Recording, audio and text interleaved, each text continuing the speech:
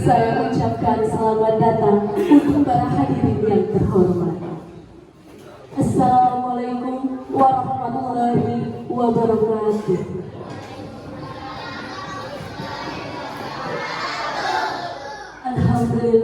Alhamdulillahirabbil alamin. Assalatu wassalamu ala asrofil anbiya'i wal mursalin wa ala alihi washabbihi Rasulillah ajmain. Pertama-tama dan yang paling utama, marilah kita panjatkan puji-puji syukur kita atas kehadiran Allah Subhanahu wa taala yang mana telah memberikan kita kesehatan, kesempatan sehingga kita dapat berkumpul di sini dalam rangka pengabdian masyarakat tim dosen Fakultas Keguruan dan Ilmu Pendidikan Universitas Bengkulu. Salawat beriring salam tak lupa pula kita curahkan kepada junjungan kita, yakni Nabi besar Muhammad sallallahu alaihi wasallam. Allahumma shalli ala sayyidina Muhammad wa ala ali sayyidina Muhammad, yang telah membawa kita dari alam kegelapan menuju alam yang terang benderang canggih teknologi seperti yang kita rasakan pada saat sekarang ini. Oleh Bapak Yahya Ekonomianto MPD, kepada Bapak Yahya Ekonomianto MPD dipersilakan.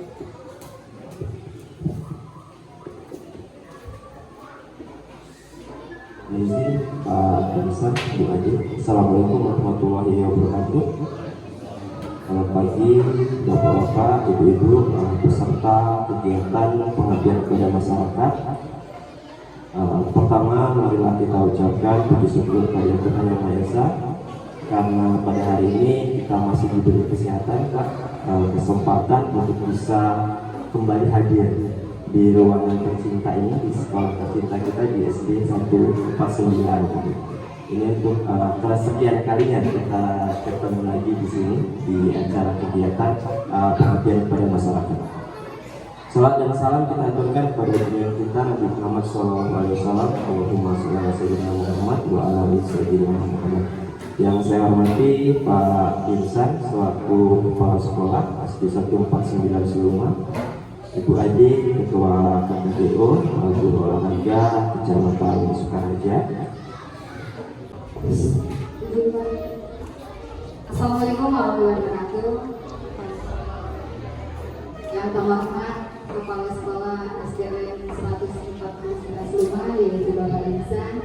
Yang terhormat Bapak Yahya selaku tim ibaratnya penggagas proyek ini yang paling utama, dan Bapak Ibu SD 149 Seluma dan calon guru-guru olahraga yang terdepan ini. Baiklah, kita panjatkan puji syukur atas kehadiran Allah SWT yang Allah berkat dan rahmatnya serta izinnya kita diberikan kesehatan sehingga kita dapat berkumpul di ruangan yang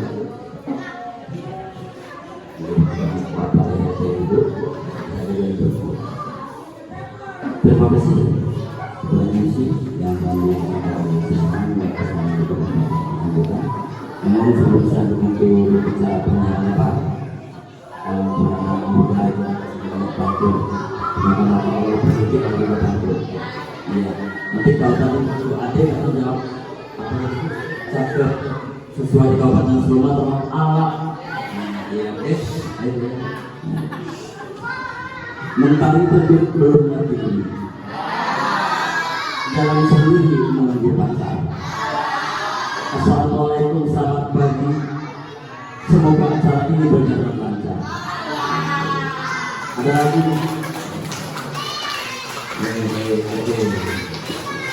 Assalamualaikum warahmatullahi wabarakatuh.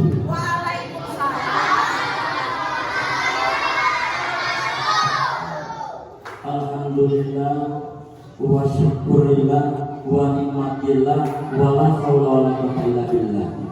Asyhadu an la ilaha illallah wa la syarika lah wa asyhadu anna Muhammadan abduhu wa rasuluhu la ilaha illallah. Ya ayyuhal taqwa haqqa wa la tamutunna illa wa antum muslimun. Sadaqallahu azim. Bapak Ketua Prodi yang dalam hati ini yang kita sebut dengan Bapak Yaya Eko Noviani dan pengantin yang belakang yang ada itu yang berdiri Pak ya, yang adik-adik belakang ini anak tua peserta rombongan mahasiswa merupakan regenerasi yang tampaknya berada dari sangat berharapan yang banggakan. Ibu-ibu, rekan dewan guru SD 29 yang kami hormati dan anak-anakku yang lainnya dan ikut hadir di ruangan ini yang kita banggakan. Pertama-tama adalah dengan tidak bosan-bosan kita mengajarkan bunyi besar sebut dari Allah Subhanahu wa Ta'ala yang mana kesempatan pertama kepada Allah Subhanahu wa Ta'ala hingga pada pagi menjelang siang ini kita semua masih bersuatu rahmat Allah Subhanahu wa Ta'ala, nikmat sehat dan kuat yang sangat penting nikmat umum. Dengan nikmat umum alhamdulillah apapun aktivitas kita lakukan asal Allah Subhanahu wa Ta'ala nanti bisa berjalan baik dan lancar. Amin. Amin. Salawat dan salam kita dan bimbingan kita, tolong kita, wanita kita yang sangat mengenal salam bersama keluarga dan sahabatnya, yang dekat jauh membawa kita satu umatnya hingga itu semua terlepas dari alam yang sampai dalam berdekat. Alhamdulillah bersyukur selalu kepadanya. Allahumma sholli ala sayyidina Muhammad wa ala sayyidina Muhammad dia yang nantinya kita menyatakan sepahamnya. Amin. Amin ya rabbal alamin. Bapak kita berdoa, Bapak pengabdian kepada masyarakat berbasis diktik yang mengalami masyarakat. Pertama Pak, saya satu di dalam sini bersama Bondong mengucapkan banyak terima kasih atas kehadiran Bapak. Merupakan suatu penghargaan kebanggaan khusus untuk kami. Karena kenapa saya lakukan dan saya ini kemarin kalau nggak salah tahun 2022 ya kita bertemu Pak. Habis dengan program ini Pak ya, ini bersama perusahaan ini yang apa? Kami merupakan satu kebanggaan juga Bapak ini. Kami merupakan mitra, bisa ada mitra sama kami. Karena Bapak juga bangga pertamanya dengan Ibu Ade ini dulu ketua KKGOB ya, Kecamatan Sukaraja. Alhamdulillah, apa yang disampaikan tadi benar. Saat ini, kalau pemain tidak mau menyebut bola, tinggal. Artinya, kita sudah berada di depan. Kalau dulu dia tampilkan musik yang tua-tua kita ngapain di apa sekarang? Berkembang zaman, ini model intake yang sangat amat, tetapi saat ini, ya, dengan kemajuan zaman, yang tampil depan hanya antara muda, kita lihat ini sebagai panutan kalian. Siapa lagi? Bukan ini, tapi dia berdiri di sini bukan mesti anak-anak, kita harus dari proses. Ya semua itu proses itu harapan kami diulang, dibukukan orang-orang yang kedua saya takut. Bapak ini benar dosen, dia ngomong, dia jengkel, marah ketika mahasiswa tidak berhasil. Dia kecewa, itu harus dilakukan. Jadi itu juga ini merupakan tidak ada kelas dari saya di SD ini. Judul saya untuk Kecamatan Sukaraja, bahkan Kabupaten Suma, inilah pendorong adik yang bersama antara dari Jaya yang dipimpin dari depan Pak Jaya dari Tori menjelaskan dulu sekolah sampai SD kelas 9 mendapatkan menjadikan mitra dari ini. Ini merupakan kebanggaan Pak. Cuma yang berbeda kami atas nama keluarga saya mohon maaf. Mungkin dalam pilihan kami, penempatan kami, pelayanan kami, penyambutan kami. Karena apa katakan dan pendidikan yang menanggung kayak corona yang sifatnya. Jadi itu. Walaupun saat satu dan senyum-senyum itu bapaknya orang yang senyum, berarti Pak yang di sana. Ya, bukan senyum itu. Nah, jadi itu yang saya perlu sampaikan dan Pak waktunya kata dalam pendidikan kami yang pas dengan yang kebetulannya dan mendoakan kami support acara ini bisa berkelanjutan terus menerus Pak. Memang kami sangat butuh, sangat membutuhkan. Ya, dan kami mengajak anjing apresiasi juga untuk hari ini kebetulan sekolah kita ini dari 56 sekolah kecamatan Sukoharjo termasuk 3 sekolah yang terpilih sekolah penggerak. Alhamdulillah beliau ini terpilih. Saya katakan support tadi menyambut bola sampai kabupaten Suma Dinas Pendidikan di sini 3 kabupaten belum tahu Pak bahwa ada itu tes peserta mengikuti guru penggerak. Karena kebetulan kasih yang di sana teman-teman saya kabin saya kami tahu Pak Insan yang kenapa ada satu guru Pak Insan yang lulus ke ini sekolah Pak apa ya apa dia ikut tes karena dia pertama orang kuliah di masih muda energinya yang besar sebagaimana itu kita hormat orang tua pamit aja dengan redo orang tua. Saya akan mengisihkan orang tua kamu walaupun kita kasih dinas sekolah.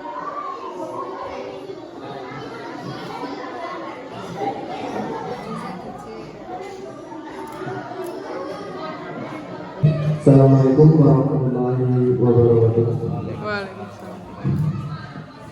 A'udzu billahi minasyaitonir rajim. Bismillahirrahmanirrahim.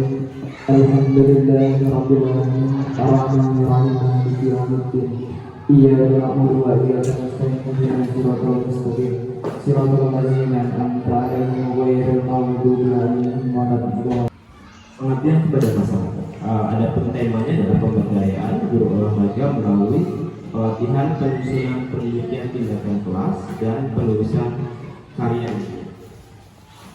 Ada beberapa agenda yang akan kita lalui bersama nanti dalam tema ini, yaitu tentang apa itu penelitian tindakan kelas, tujuannya apa, manfaatnya apa, dan bagaimana cara kita melaksanakan penelitian tindakan kelas.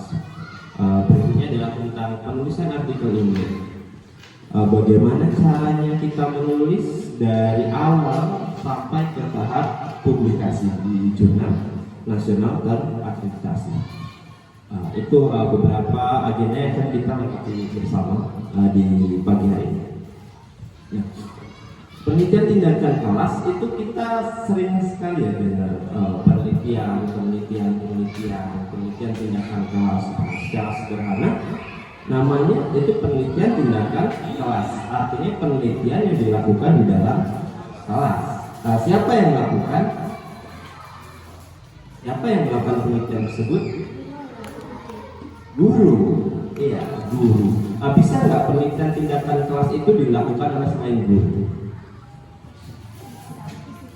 Bisa, ya, bisa. Dengan catatan bahwa peneliti tersebut harus berkolaborasi dengan guru yang ada di dalam kelas tersebut atau guru yang mengelola kelas tersebut. Kenapa demikian? Karena pada dasarnya yang mengetahui tentang karakteristik atau permasalahan di dalam kelas itu guru. Ya, jadi ketika kita ingin melakukan penelitian tindakan kelas, kita harus berkolaborasi dengan guru. Jadi penelitian tindakan kelas merupakan penelitian praktis yang dilakukan dengan mengkaji masalah-masalah yang dihadapi oleh guru di dalam kelas dan dilakukan tindakan untuk menyesuaikan permasalahan tersebut. Dengan hal yang senada, penelitian tindakan kelas juga disebut sebagai penelitian yang dilakukan di dalam kelas dengan menggunakan suatu tindakan. Jadi ada kata kuncinya yaitu tindakan. Ada sesuatu yang kita lakukan di dalam kelas untuk memecahkan permasalahan yang dihadapi oleh guru. Nah, tujuannya itu banyak. Tujuan yang dilakukan ketika kita melakukan tujuannya ketika kita melakukan penelitian tindakan. Yang pertama pasti kita memecahkan permasalahan nyata yang ada di dalam kelas. Karena segala sesuatu, segala penelitian itu kita awali dari permasalahan. Ada masalahnya, kita identifikasi dan kita coba pecahkan masalah tersebut. Yang kedua adalah peningkatan kualitas praktik pembelajaran di dalam kelas secara terus-menerus. Mengingat bahwa perkembangan masyarakat kita sekarang ini begitu cepat. Jadi kita sebagai guru juga harus mampu beradaptasi dengan perkembangan yang ada di masyarakat kita, gitu. Saat ini sudah tenar itu pembelajaran berbasis teknologi, ya Pak ya. Jadi mau tidak mau kita sebagai guru juga harus upgrade baik pengetahuan maupun keterampilan dalam menggunakan teknologi pembelajaran, supaya teknologi pembelajaran itu bisa kita implementasikan di dalam kelas. Tetapi kita perlu ingat juga bahwa apakah teknologi tersebut itu cocok atau relevan dengan keadaan di tempat kita, gitu. Jangan-jangan adanya teknologi tersebut malah nggak relevan dengan keadaan di sekolah kita, gitu ya. Jadi misalkan di sini kita mau menerapkan tentang penelitian tindakan kelas berbasis teknologi internet misalnya. Nah, kita lihat dulu nih, ada nggak internet di sini, gitu ya.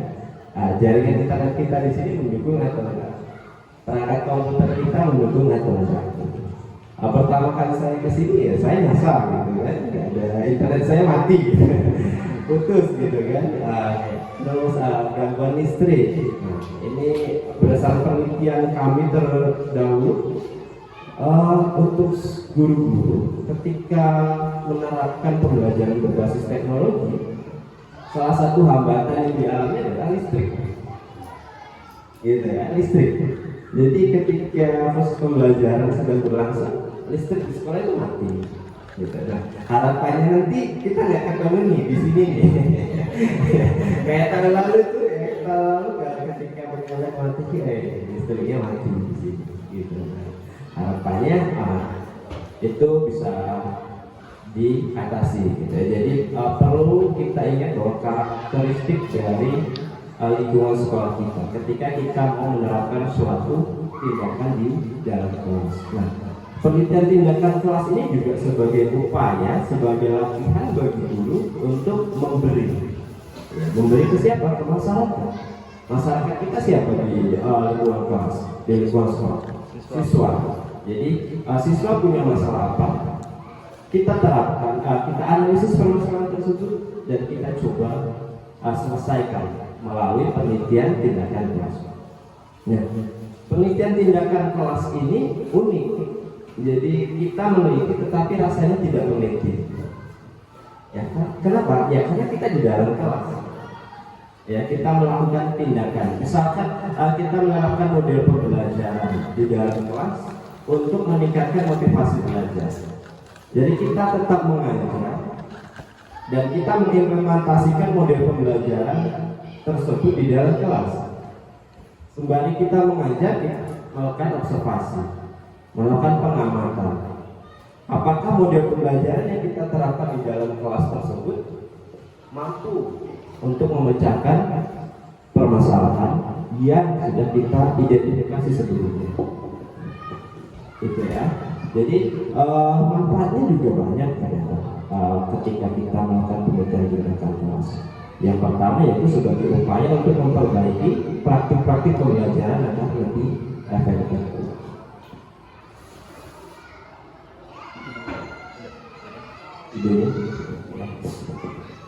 Nah, guru juga dapat melakukan penelitian sembari melakukan tugas sehari-hari. Jadi ya tetap mengajar, tetapi bisa juga untuk meneliti, karena tempat melakukan penelitiannya itu di dalam kelas. Nah, jadi gampang melakukan penelitian tindakan kelas itu, karena kita masih bisa mengajar, kita juga melakukan penelitian. Tetapi ironinya adalah dari sisi penelitian kita tahu bahwa guru-guru itu kurang terampil dalam melakukan penelitian tindakan kelas. Ada beberapa faktor. Yang pertama memang karena keterampilannya, yang kedua karena belum mampu untuk menerapkan. Nah, jadi dengan ini nantinya kita bisa melakukan penelitian tindakan kelas di kelas yang kita ambil. Melalui PTK juga ini menjadi sarana sebagai implementasi dari teori-teori yang telah kita pelajari di dalam kelas. Guru juga dapat melakukan pembelajaran yang efektif. Jadi melalui model pembelajaran yang kita terapkan di dalam kelas, kita bisa mengetahui dan mengukur apakah itu efektif untuk dilakukan di dalam kelas. Karena dari satu model pembelajaran yang sudah diterapkan oleh orang lain itu belum tentu cocok untuk kita terapkan di kelas kita. Gitu ya. Nah, ketika kita melakukan penelitian, kita itu membutuhkan alat yang kita gunakan untuk mengambil data penelitian. Apa namanya? Instrumen penelitian. Instrumen penelitian atau alat yang kita gunakan untuk mengumpulkan data penelitian. Ada berapa instrumen itu yang kita ketahui atau yang biasa kita gunakan? Observasi. Ada 4. Secara umum itu ada 4 apa itu? Observasi, wawancara, kuesioner atau angket, dan dokumentasi. Kalau observasi itu bentuknya seperti apa? Bentuknya adalah pengamatan. Pengamatan. Kita mengamati perilaku dari siswa kita ketika kita memberikan tindakan atau perlakuan. Contohnya gini, dari hasil pengamatan kita sebelumnya itu bahwa siswa kita ketika mengikuti proses pembelajaran pendidikan jasmani itu minatnya rendah. Itu kita ketahui sebelumnya. Nah, terus kita punya inisiatif itu untuk menerapkan model pembelajaran. Sebagai contohnya misalkan kids atletik di dalam apa itu ya. Itu ada modifikasi atletik atau atletik yang dimodifikasi supaya siswa tersebut mampu menyesuaikan. Kalau kita lakukan atletik itu dengan gerakan yang sebenarnya, misalkan lari hanya lari saja, lari lompat juga lompat saja, kemungkinan besar tingkat kejenuhannya itu tinggi. Maka kita berupaya untuk menerapkan kids atletik misalkan sebagai bentuk tindakan kita. Nah, selama proses pembelajaran itu kita mengamati. Kita buat namanya lembar observasi atau pedoman observasi. Kita mengamati tindakan siswa kita. Apakah ada perbedaan antara sebelum dan setelah kita bertindakan atau perlakuan? Itu namanya observasi atau pengamatan. Setelah pengamatan kita ada wawancara. Apa bedanya wawancara dengan angket?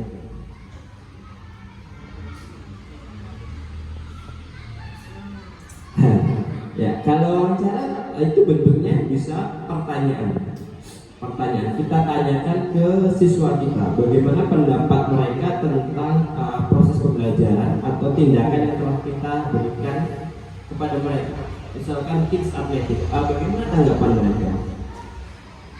Apakah menurut mereka tanggapannya positif atau tidak? Mereka berminat atau tidak? Mereka termotivasi atau tidak untuk mengikuti proses pembelajaran dari kids atletik tersebut? Itu contohnya. Kalau wawancara itu dilakukan secara langsung, bertemu langsung atau tidak? Secara langsung. Idealnya secara langsung ya. Tetapi jika tidak, boleh? Tidak secara langsung? Boleh. Dan apa? Dan alat komunikasi, ada Zoom, ada video call, dan lain sebagainya. Kalau angket, dia bentuknya kuesioner. Pernyataan atau pertanyaan? Pernyataan. Bisa pernyataan, bisa pertanyaan ya. Nah, kalau wawancara itu jawabannya adalah narasi, deskriptif, dinarasikan. Tapi kalau bedanya di angket, jawaban itu tidak tersedia. Jadi siswa kita itu tidak checklist atau silang. Nah, itu bedanya antara wawancara dengan kuesioner. Dokumentasi Foto, berupa gambar, video, data, ya foto, gambar, Dokumen atau pendukung. dokumen yang mendukung data penelitian kita. Kalau misalkan kita ingin tahu tentang minat siswa, dokumennya berupa apa?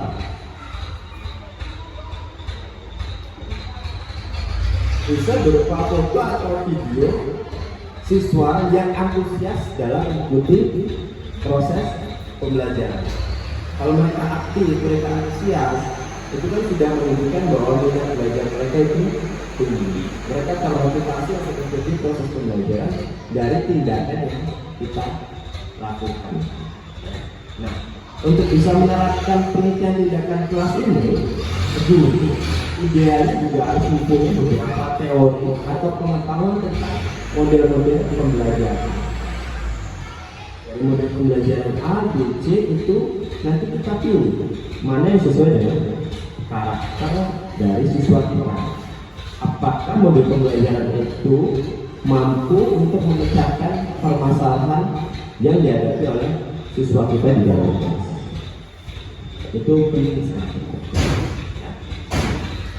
Ada pertanyaan sampai sini?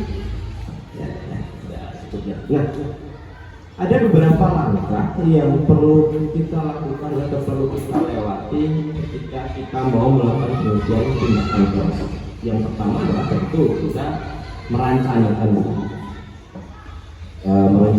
merumuskan masalah dan fokus masalah kita mau diambil yang mana gitu. Karena kita tahu betul bahwa di dalam kelas itu masalahnya banyak sekali. Ya Bu, ada masalah tentang kesiapan belajarnya, ada media atau sumber belajarnya, gitu. Ada gaya guru dalam memberikan materi, itu berbeda-beda. Nah, dari sekian banyak permasalahan yang kita jumpai di dalam kelas, kita mau ambil mana? Sesuai dengan fokus kita, sesuai dengan bidang keilmuan kita mau ambil mana? Sesuai dengan kompetensi kita, supaya tindakan yang kita terapkan itu tidak sia-sia. Tindakan yang kita terapkan itu mampu memecahkan masalah. Nah, setelah masalahnya diidentifikasi, masalahnya ketemu, kita fokus ke masalah, baru kita pilih tindakannya. Kita mau ngapain dari masalah tadi? Kalau masalahnya adalah minat, nah minatnya ini dikarenakan faktor apa? Apakah minat belajar siswa itu dikarenakan media pembelajaran yang kurang menarik, atau karena sarana prasarana kita yang belum memadai di sekolah ini? Nah, itu kita identifikasi dulu. Sudah ketemu, nah baru kita terapkan tindakan. Misalkan siswa itu setelah kita telusuri minat siswanya rendah karena sarana prasarananya kurang atau nggak menarik bagi siswa, maka alternatifnya dalam tindakan tersebut kita bisa melakukan modifikasi yang alatnya itu menyerupai alat sebenarnya, tetapi tidak serta-merta dalam bentuk yang sama persis, sehingga itu mampu meningkatkan minat siswa. Dalam pelaksanaannya nanti kita butuh berapa pertemuan misalkan satu siklus itu, satu putaran itu kita butuh 4 kali pertemuan. Berarti kalau kita mau 2 siklus, kita butuh 8 kali pertemuan. Nah, setiap pertemuan nanti kita observasi bagaimana kemajuannya. Apakah ada kemajuan, progres yang positif atau enggak. Itu di bagian ketiga, observasi. Nah, setelah diobservasi kita ketemu tuh datanya, kita tahu ada progresnya atau enggak. Kalau ada progres, seberapa progresnya? Kalau nggak ada progres, nah kenapa kok nggak ada progres peningkatan minat siswa atau motivasi belajar siswa atau hasil belajar siswa? Itu namanya refleksi. Kita merefleksi apa yang telah kita lakukan dan apa yang belum kita lakukan. Nah, dalam proses refleksi itu kita bisa berdiskusi dengan teman sejawat atau dengan kolaborator kita. Misalkan saya itu melakukan penelitian tindakan kelas di sini dengan Bu Adi. Maka saya diskusi dengan Bu Adi, kenapa kok peningkatannya hanya sekian persen? Apa saja yang sudah kita lakukan? Apa yang perlu kita lakukan di pertemuan berikutnya? Itu namanya refleksi. Nah, setelah ketemu dari proses diskusi tersebut, kita buat lagi namanya perencanaan. Jadi berulang ya. Direncanakan, dilakukan, diobservasi, direfleksi. Kita buat rencana lagi, dilakukan lagi, diobservasi, direfleksi. Nah, baru ketemu lagi. Ada atau enggaknya peningkatan atau keberhasilan dari penelitian tindakan yang kita lakukan, gitu ya. Nah, ada beberapa model ketika kita mau melakukan penelitian tindakan kelas. Ini model yang paling sederhana, ada code planning, gitu ya. Jadi kita planning dulu, ya, planning dulu. Kita rencanakan dulu, kita mau ngapain. Kita rencanakan dulu masalahnya apa yang mau diterapkan, terus instrumennya apa saja, alat dan bahannya apa saja. Setelah itu kita acting, melakukan dari apa yang kita rencanakan. Setelah itu diobservasi, direfleksi. Sudah selesai. Jadi satu putaran. Dalam bahasa yang lain itu satu siklus. Ya, satu siklus. Nah, dalam satu siklus itu kita butuh berapa pertemuan? Biasanya untuk penelitian tindakan kelas itu nggak terlalu banyak pertemuan. Satu siklus 4 pertemuan itu sudah cukup biasanya untuk penelitian tindakan kelas. Nah, secara umum yang paling banyak itu ada prasiklus, siklus 1, siklus 2. Kalau parah lagi nanti ada siklus 3, artinya penerapan yang kita lakukan itu belum mencapai keberhasilan yang sudah kita tetapkan. Nah, ini yang populer. Jadi ada siapa? Coba dibaca, Ibu Tri. Model siapa? Model Emis dan siapa? Itulah ya. Jadi ada model kedua nih ya. Model kedua ini adalah pengembangan dari model pertama. Kalau model pertama itu hanya satu siklus, di model kedua ini ya jadi 2 siklus dengan putaran yang sama. Direncanakan dulu, terus ditindakan, observasi, refleksi, baru revisi. Buat lagi perencanaan yang sudah direvisi, diterapkan, diobservasi, direfleksi. Hasilnya seperti apa? Ya, jadi siklusnya yang kita lakukan. Mau kita pakai 1 siklus atau 2 siklus, itu tergantung dari masalah yang kita angkat dan ketercapaian yang sudah kita tetapkan. Ya, jadi masing-masing guru itu punya permasalahan yang berbeda. Dan ketercapaian dari model atau tindakan yang dilakukan itu pun juga berbeda. Misalkan di referensi sejenis itu hanya 2 siklus. Ternyata setelah kita aplikasikan di sekolah kita butuh lebih dari 2 siklus. Nah, kenapa kok bisa lebih dari 2 siklus? Nah, itu kita jawab di bagian refleksi. Gitu ya. Nah, ini sama, ini pengembangan dari model sebelumnya.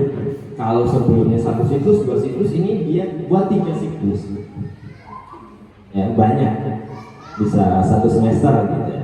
Dan memang idealnya kalau kita melakukan benar-benar itu, misalkan ada skripsi dari calon guru itu bisa 1 semester itu untuk melakukan tindakan kelas. Kita mulai kembangkan dulu FPP-nya, perangkat pembelajarannya, tindakannya direncanakan, instrumennya, baru yang datang. Bisa 3 siklus itu. Bosan gitu ya. Dari 4 jadi 12 mungkin 1 semester. Ini juga sama pengembangan dari model sebelumnya. Ya, jadi kalau saya sih cenderung yang ini. Ya, 2 siklus. 2 siklus itu ideal. Ya. Jadi kalau saya kami itu 2 siklus session dengan tambahan prasiklus. Jadi di observasi awal sebagai prasiklus, penerapan siklus 1, penerapan siklus 2. Setelah itu refleksi, kita cek, kita analisis data sudah tercapai atau tidak. Gitu. Jadi ketika kita menetapkan juga jangan tinggi-tinggi ya Bu ya. Ada tuh yang menetapkan bahwa keberhasilan dari tindakan kita itu 80%. Untuk hasil belajarnya misalnya 80% siswa itu mendapatkan nilai 80. Nah kalau nggak tercapai apa juga gitu. Sedangkan kalau ketika walaupun naik 1% udah berhasil. Iya sudah berhasil gitu. Nggak harus tinggi. Nggak harus tinggi banget gitu kan. Yang penting ada peningkatan atau perbedaan dari sebelum dan sudah tindakan. Gitu ya. Nah ini juga populer. Ya populer. Ya, nah pasti ada. Coba nanti teman-teman cek, cross check di penelitian yang relevan tentang UPTK.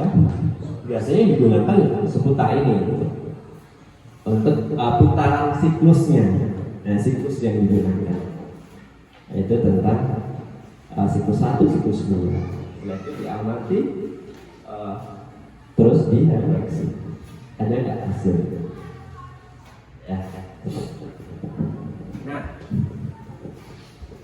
ada ungkapan bahwa penelitian itu nggak ada artinya kalau tidak dituangkan di dalam artikel ilmiah. Ya, jadi itulah kenapa setiap penelitian yang kita lakukan saat ini itu wajib dipublikasikan supaya ada dampak bagi masyarakat. Kalau kita tidak bisa secara nyata melakukan melalui tindakan, maka kita bisa berkontribusi melalui hasil penelitian kita, sehingga nanti memberi kontribusi terhadap ilmu pengetahuan. Ya, jadi artikel ilmiah itu gampang sekali menyusun, seperti yang diucapkan oleh Bu Ade tadi, asalkan kita sudah punya data, ya. Gampang sekali di sini. Apalagi kita sebagai guru, kita itu modalnya banyak. Permasalahan yang kita temui di dalam kelas itu bisa tiap hari itu berubah. Tiap hari pasti kita ketemu masalah. Nah, sekarang kita mau atau enggak gitu, melakukan penelitian berdasarkan masalah yang kita jumpai. Gitu. Dalam satu mungkin Bu Ade ya, Bu Ade yang punya artikel ilmiah dia. Punya berapa Bu? Jurnal 2. Luar biasa kan? Ya, luar biasa. Jadi nanti teman-teman yang lain harapannya bisa menulis artikel ilmiah. Gitu. Itu mudah sekali. Asalkan memang kita mau untuk menulis. Dan memang permasalahan kita adalah kita itu nggak mau menulis. Dan ketika ada orang menulis, nanti kok bisa sih itu menulis sekian banyak? Padahal saya nggak punya tulisan. Kok dia bisa menulis sebanyak itu? Ya karena dia menulis, sedangkan Anda tidak. Itu jawaban sederhananya. Ya kan? Jadi yuk kita nulis. Nulis itu gampang kalau memang kita punya referensi. Untuk bisa nulis kita harus ngapain dulu? Membaca. Iya, dasar dari nulis adalah membaca. Untuk memperkaya kosakata kita adalah menulis supaya kita bisa terhindar dari plagiasi. Dan sekarang kan yang kita kejar itu selalu plagiasi gitu. Bagaimana caranya bahwa artikel ilmiah kita, karya tulis ilmiah kita itu tidak plagiasi. Dan cara untuk cek plagiasi kan sekarang sudah gampang.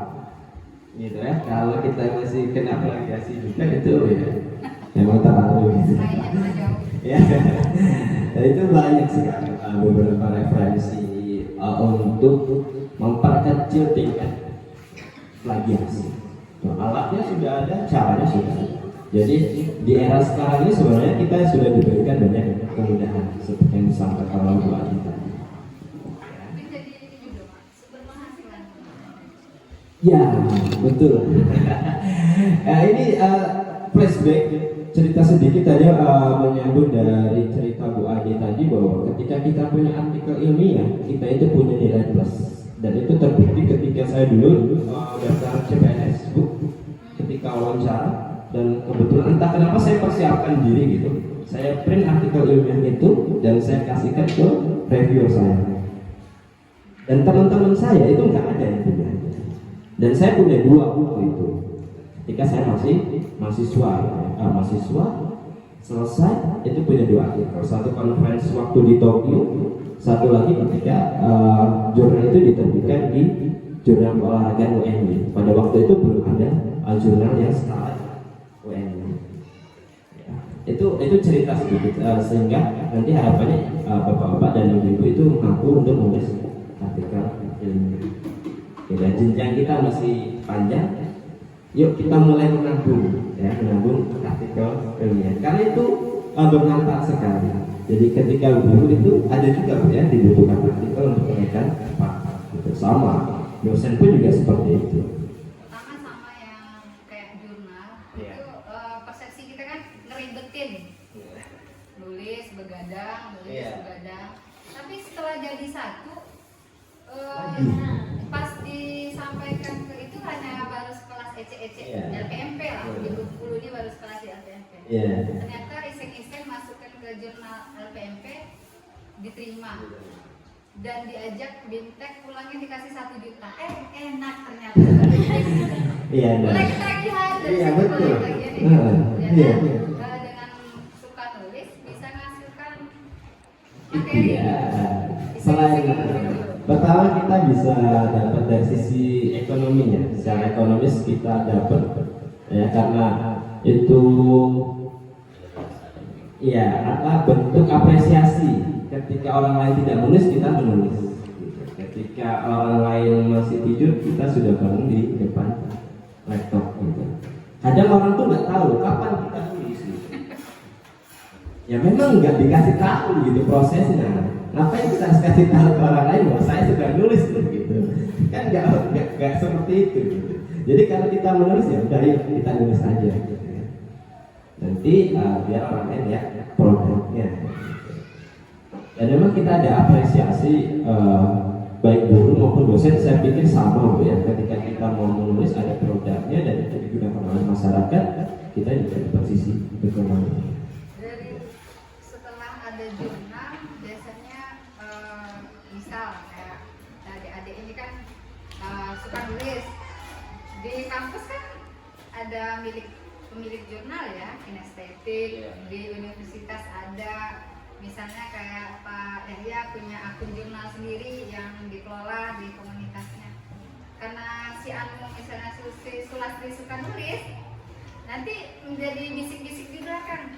Jadi viewer ya. Sekali ngoreksi punya orang, mainnya di belakang gitu. Termasuk yang sekarang kami lagi sama Pak Eko yang yang bagian TI. Kebetulan kan lagi berjalan S2 sama dia. Karena udah pernah nulis, mulai Pak Eko bisik, nanti kita bikin jurnal sendiri ya. Ibu ada viewernya gitu. Nanti masalah ini royalti apanya nanti lah ada. Berarti kan ada keuntungan the next-nya ada. Tapi memang dari start, makanya aku 2 tahun itu pulang tidur nyenyak. Setelah ini tidur siang jarang. Ya sama. Tidur siang jarang, karena paling kan ditagih udah bikin belum gitu ya. Oh iya. Tapi ya senangnya itu karena dapat ilmu, tambah relasi, dan para dosen juga melihat integritas Bapak Ibu semuanya yang jadi, apalagi yang kadang di WA kan sampai ada 500 kontak, 300 kontak berteman, kadang kita update di Biamanya mulai yang di ujung bisik bantu ya bikin jurnal saya gitu. Kalau di Seluma itu naik ke 4B Pak ya, itu harus siapkan budget 10 juta minimal. 10 juta untuk satu artikel aja. Iya. Karena nggak mau ribet. Iya, betul. Cuman kalau Bapak Ibu menyelesaikan sendiri 1 juta nggak habis. Ya apalagi PTK ya kita kerja tuh, ya kita ngajar gitu. Tapi kan kita meneliti juga kalau namanya PTK gitu.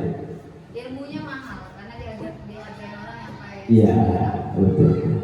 Karena prosesnya memang panjang.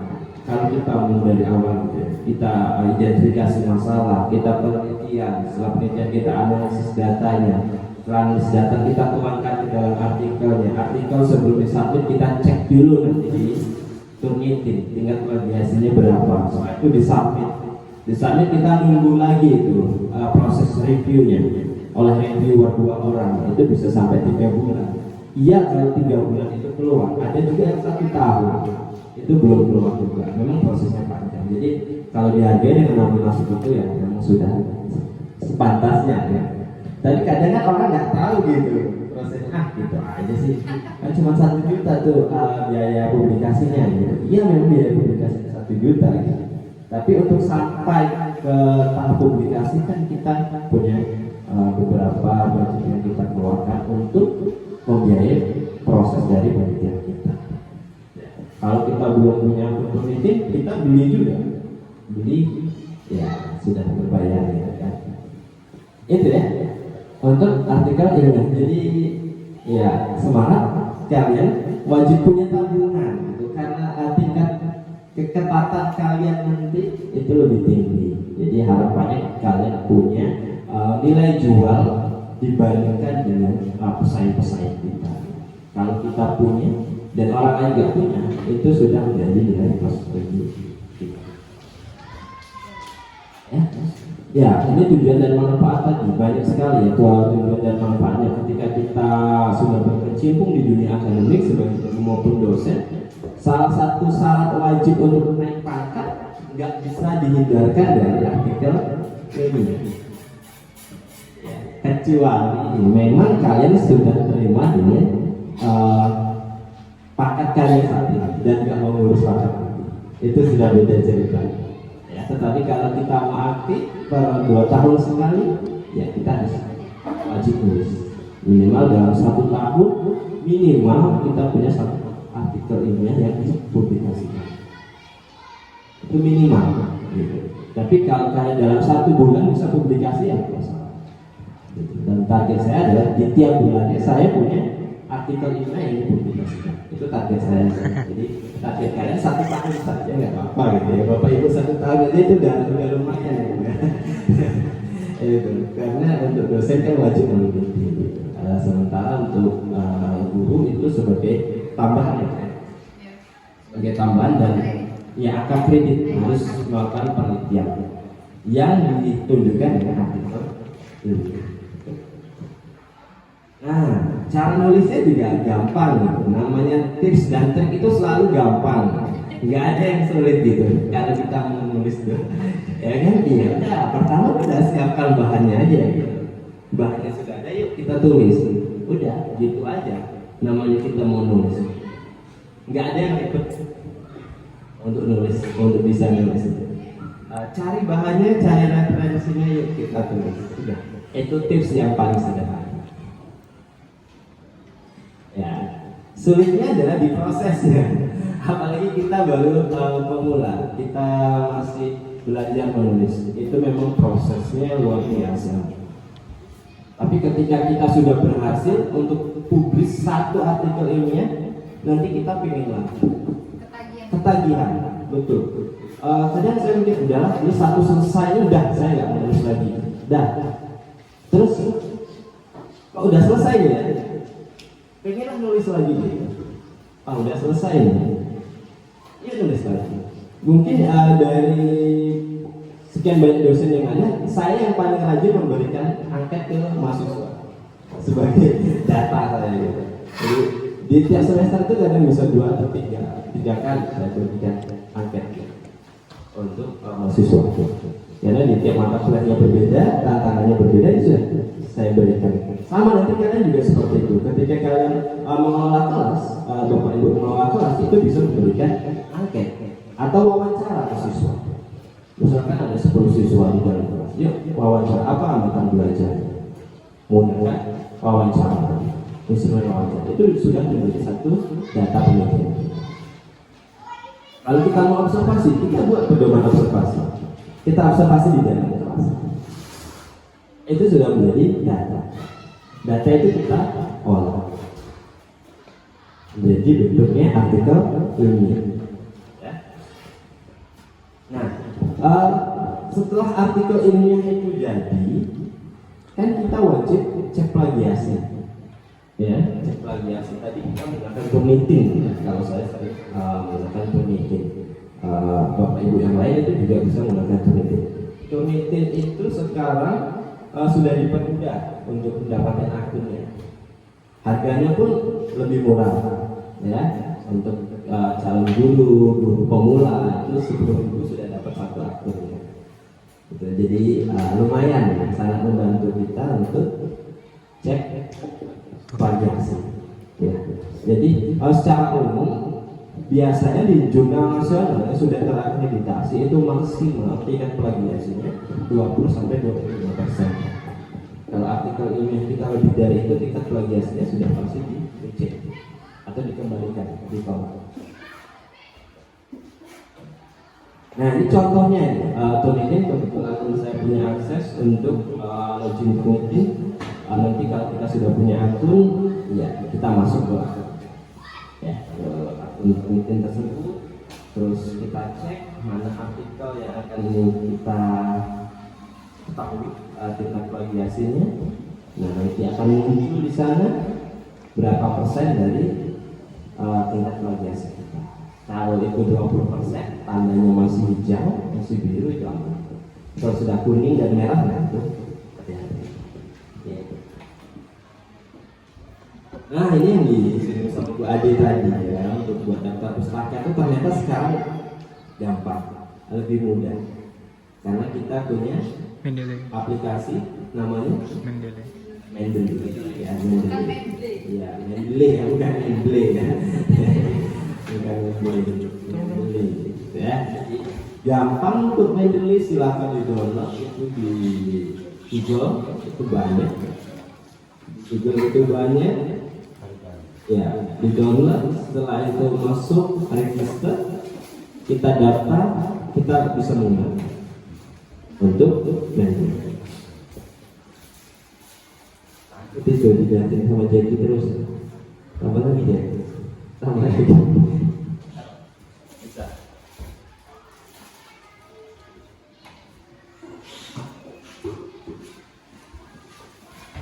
Nah ini salah satu contoh tampilan di Mendeley kita ya, ketika sudah diinstal, kita sudah login, kita sudah register, itu nanti dia secara otomatis akan muncul tampilannya di Microsoft Word. Di Microsoft Word kita bisa menggunakannya.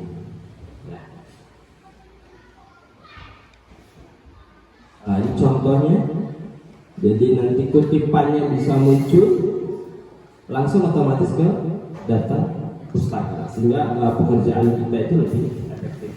Kalau memang kita tahu cara menggunakannya, Pak. Karena teknologi ini bisa bermata dua ya, bisa mempermudah, bisa juga mempersulit. Mempersulit kalau kita memang tidak mampu menggunakannya, tapi bisa mempermudah ketika kita memang menguasai dan mampu menggunakannya. Itulah teknologi. Nah, untuk salin jurnal itu gampang ya.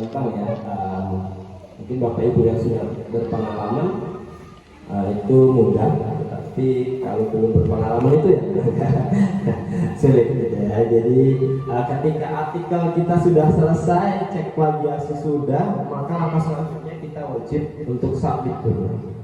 Ya, jurnal yang kita tuju, jurnalnya itu yang mana?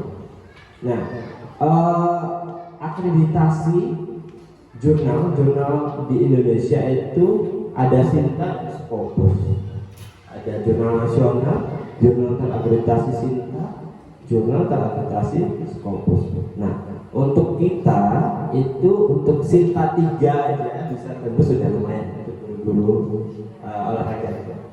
Ya, itu sudah lumayan, saya pikir sudah cukup ya hukumnya, angka kreditnya ketika kita bisa publikasi di SINTA itu. Belum wajib harus SINTA berapa?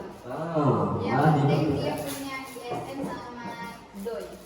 Iya, punya DOI-nya sama ISN itu lebih mudah lagi gitu. Kalau misalnya dosen ya udah minimal SINTA berapa, apalagi untuk doktor sponsor itu beda lagi kasusnya. Tapi asalkan ada nomor ya, di ada ISN itu udah gampang banget, lebih mudah lagi. Memang tantangannya adalah kita itu nggak siap untuk menulis gitu, nggak mau gitu. Padahal itu sudah dipermudah. Untuk jurnal pendidikan secara umum itu banyak sekali, kita tinggal klik cari di Google jurnal pendidikan, nanti dia akan muncul yang terakreditasi nasional maupun yang nasional, yang belum terakreditasi tetapi dia jurnal nasional. Jurnal nasional itu cirinya adalah sudah punya nomor ISSN. Nah itu udah cukup, sudah masuk kriteria. Nah, sebelum submit, langkah awalnya selalu kita cari dulu jurnal mana yang akan kita tuju. Di Penjas itu punya 3 jurnal. Ada, iya, mau gratis mau berbayar. kalau gratis silakan masukkan ke pemerintah. Iya, lembaga itu biasanya gratis ya. Misalnya kan atau yang Menpora juga ya. Menpora biasanya itu justru kita dibayar justru. Kalau kita masuk yang berbayar, yang Harus budgetnya bayar. 1 juta lah, yang Iya. masih skala nasional. Kalau misalnya udah jurnalnya akreditasi tinggi, bayarnya lebih mahal lagi. Kita rata-rata di jurnal pendidikan itu dari 500 sampai 1 juta untuk yang sudah terakreditasi Sinta, baik Sinta 3 maupun Sinta 4. Kalau Sinta 1 atau 2 itu sudah lebih tinggi lagi. Ya, jadi semakin kecil rankingnya semakin tinggi biayanya. Ya. Nah ini kebetulan saya ambil dari jurnal pendidikan, namanya jurnal lektural. Jadi nanti silakan Bapak Ibu register di sini. Setelah register bisa login menggunakan akun yang Bapak Ibu gunakan tadi. Ini tampilannya di jurnal. Nah, ini login dari akun yang sudah kita daftarkan tadi, sudah kita buat. Setelah itu masuk login. Nah nanti ada beberapa tahapan yang perlu kita lalui. Silakan dicek semua, upload file, enter metadata, nama kita, asal kita, nomor HP, email sudah dimasukkan. Setelah itu confirm, sudah selesai tugas kita dalam submit artikel. Setelah itu apa yang dilakukan? Yang kita lakukan adalah menunggu proses review dari reviewer. Nanti ada 2 orang reviewer yang review artikel kita. Nanti di sana banyak komen yang harus komen dari mereka dan kita harus perbaiki. Setelah diperbaiki kita submit ulang sampai prosesnya mereka terima. Setelah terima nanti kita diminta kalau memang jurnal tersebut gratis kita tidak diminta biaya. Tapi kalau jurnal tersebut berbayar ya kita harus bayar dulu 1 juta, kalau 500.000. Setelah dibayar baru jurnal tersebut dipublikasikan. Itu pun menunggu jadwal mereka. Ada yang kita bayarnya bulan ini, nanti terbitnya masih di 2 bulan berikutnya, atau bisa juga di tahun berikutnya kalau memang antrian jurnal tersebut banyak sekali. Jadi itu prosesnya dari kita melakukan penelitian tindakan kelas sampai hasil penelitian tersebut dipublikasikan. Ada pertanyaan, Bapak Ibu?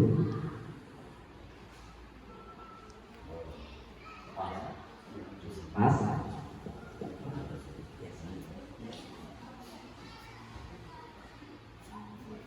Cukup?